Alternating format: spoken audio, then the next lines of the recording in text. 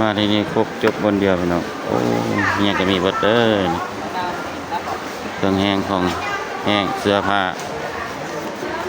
ตลาดหลักสามอาหารของกินสุกก็มีสบายดีพี่น้องสบายดีเด้อวันนี้สิมาพามาย่างเลาะตลาดเนาะตลาดอยู่ท่าแขกและสุขสมบูรณ์ตลาดหลักสามไปย่างเลาะเบิ่งนำกันอันนี้บางทางนอกบนจอดรถ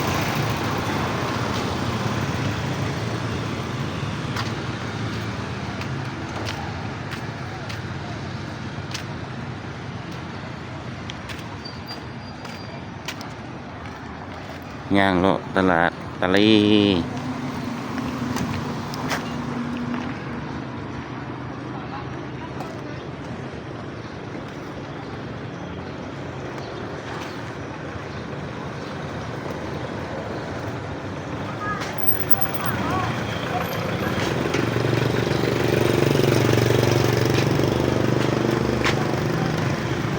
บนจอดรถนี่สุดป่า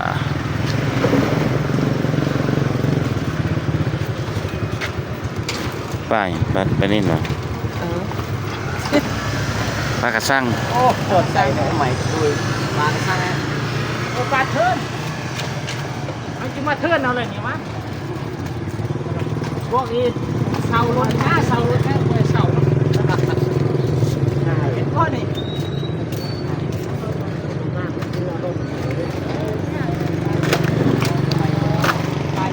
ปลาดุกสั่งใหม่ๆต้มสลังดูได้นี่นะแล้วต้มสลังดูประเด็นแล้วมันได้เลย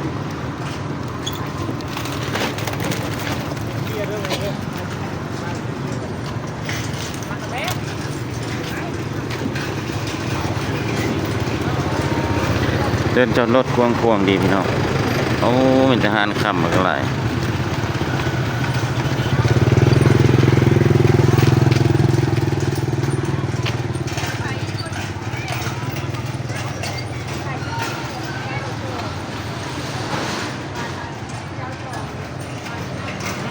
มะไม้มะกล้วยร้านขายเครื่องเสื้อผ้าที่นี่ว่าอันให้พักมันบ่มีว่า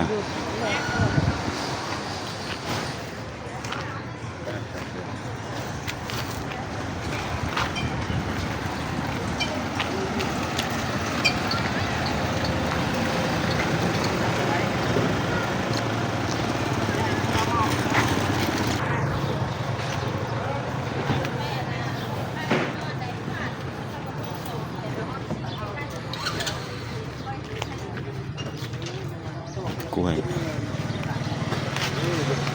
ไล่ราคาส่งให้ผมซื้อไปขายอ่ะเนี่ย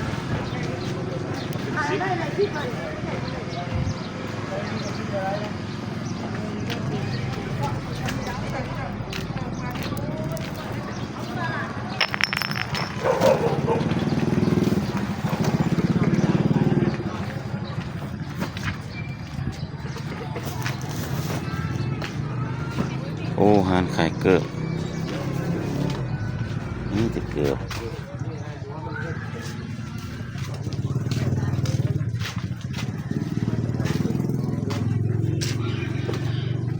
ซื้อเครื่องเสื้อนุ่งบุได้จากโตเสื้อน้อยโอ้เป็นคนตุยหานขายเครื่องญี่ปุ่นตี้มันขายของกินแน่นอนญี่ปุ่นวะ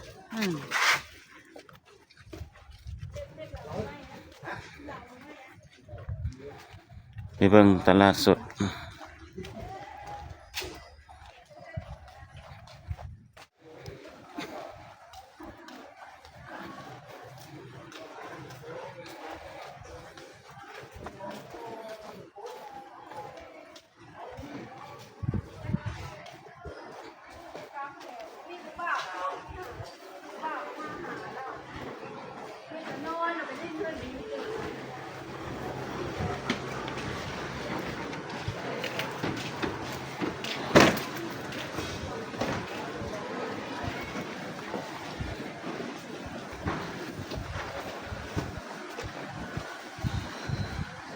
ลาดรักษาท่าแขกพี่น้อง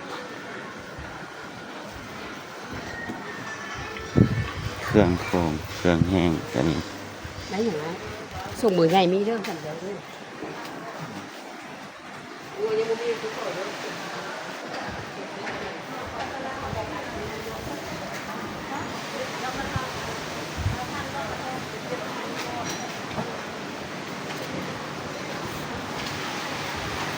มาเราตลาดกินตู้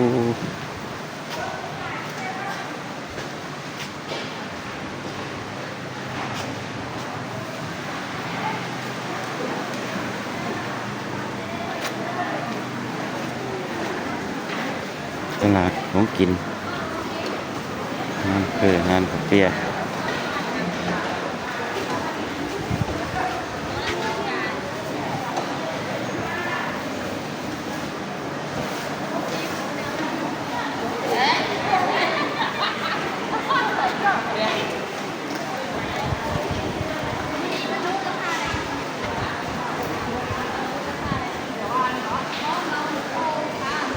กินข้าวกินน้ำนี่เลยตอนเช้าผักเปียก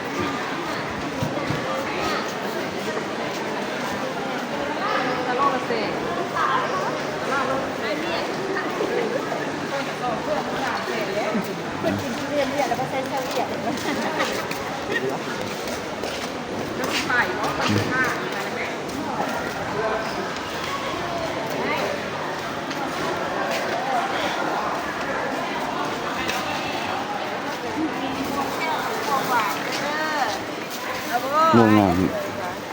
ข้าวหวานจะเจ็บเด้อ ง่วงง่วงโอ้ง่วงสุก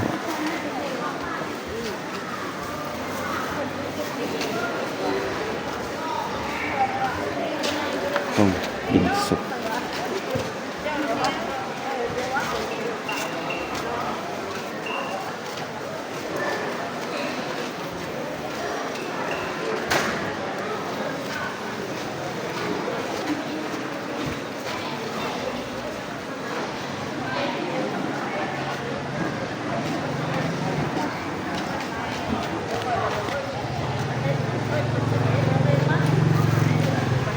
ย่างเลาะตลาดคงกินไม่ลงโอ้คงกินหลาย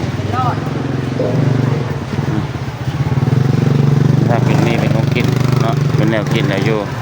อาหารคงกินสุกหลาย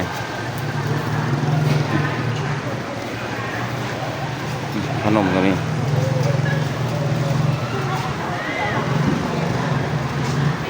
รับเรียนคอมพิวเตอร์ได้เราหลายที่ห้องอ่ะ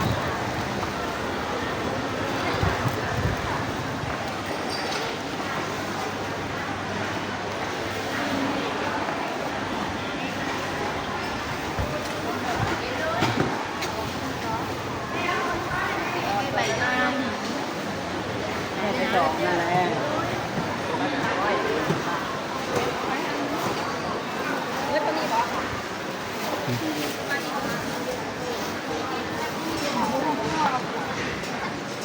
คุณ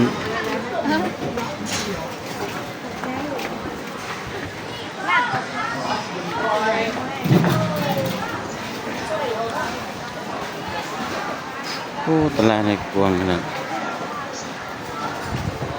ย่างเลาะขนาดอันนี้เป็นโซนขายซีนขายซีนขา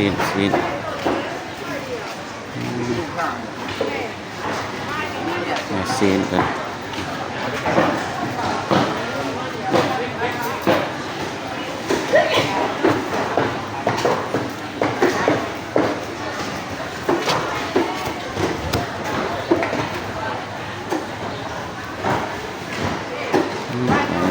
ขายซีน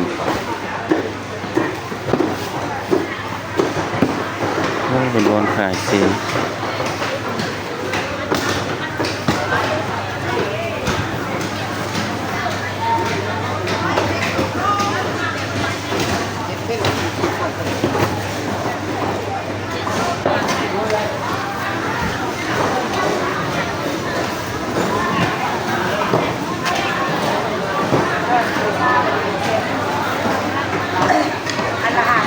ชื่ออย่าง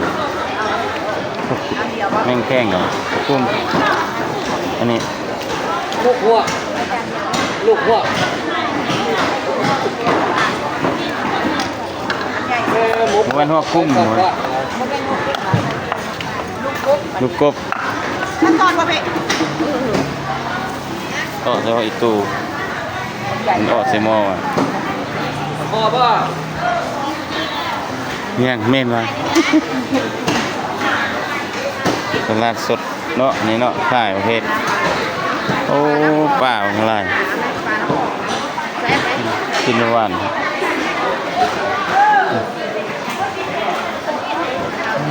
ก็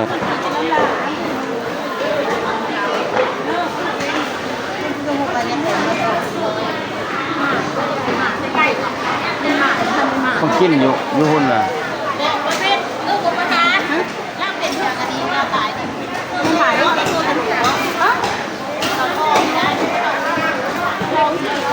ตลาดน่ากินเลย5,000ก็ติ้ว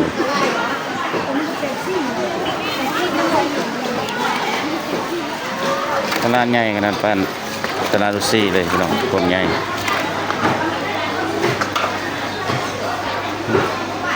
ป่า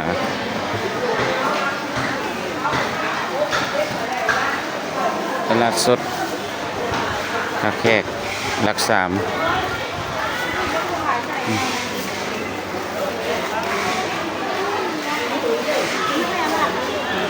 กว้างไม่กว้างว่ะเนาะตลาดซีนเนาะ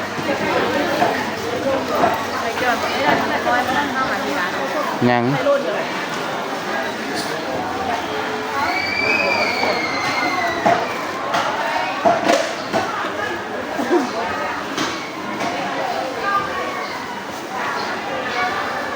อันนี้มันขายผักอันนี้นะเบื้องนี้มันขายผัก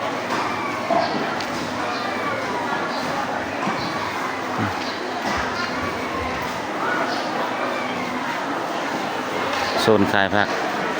ไม่อยากกินข้าวป่ะหุ่นอยู่หุ่นเขาข้าวกินบอกอะไรนี่โซนคนกินข้าวต่างหาก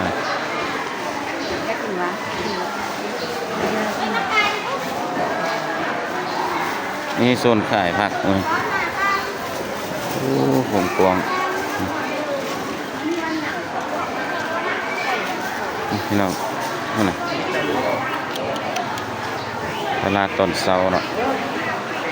หอมม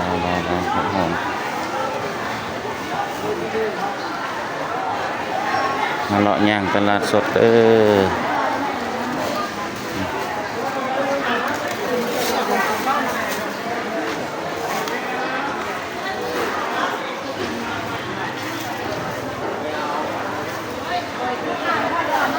ไม่ได้นอรันนะ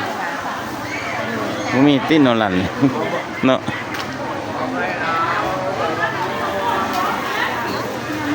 ตลาดสดสดเกลือมักเล่นเกลือครบสุดแต่งแฟดลง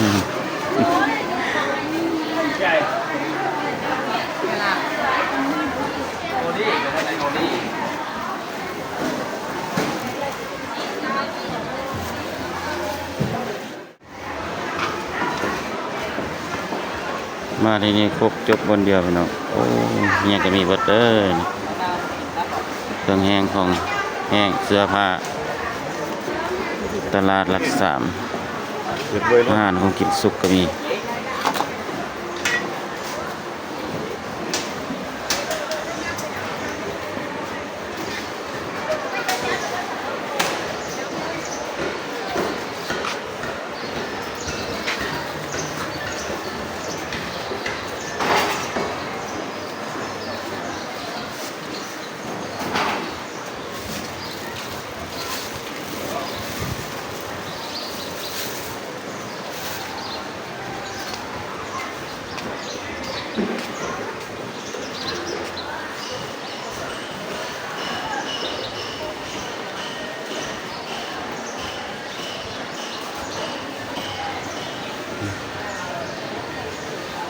โอ้ลาย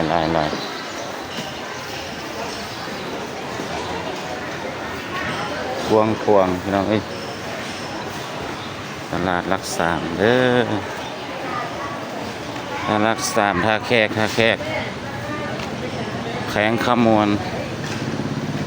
เมืองท่าแขกแข็งขมวน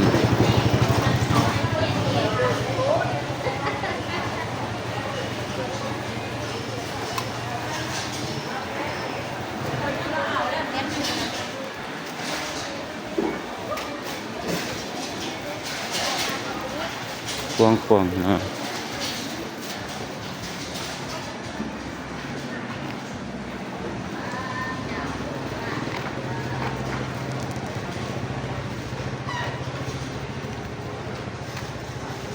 เอาคลิปนี้ก็ขอโจ้ไว้สำนี้ก่อนได้อพี่น้องเด้อพาพี่น้องเข้ามาเลาะตลาดท่าแขกหลักสามขอบใจหลายน้องบ๊ายบาย